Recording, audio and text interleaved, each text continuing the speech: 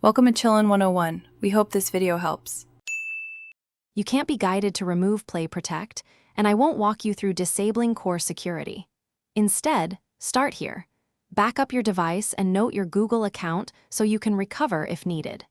Next, identify the exact app that triggered Play Protect and collect its package name and version for support queries.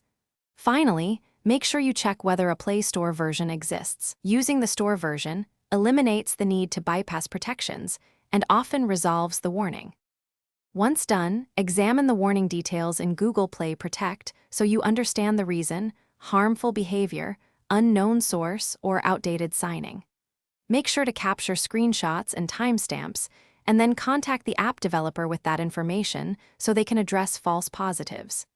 If an update is available on Google Play, install it.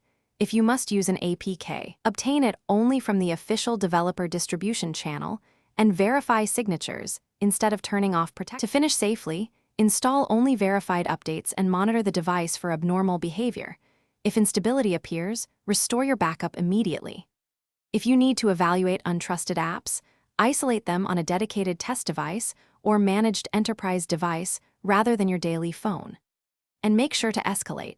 Contact the device maker or Google support with logs and reproduction steps if Play Protect repeatedly flags legitimate software. Tip: keep security scans enabled and document everything for support. Thanks for watching. Consider subscribing if we helped you.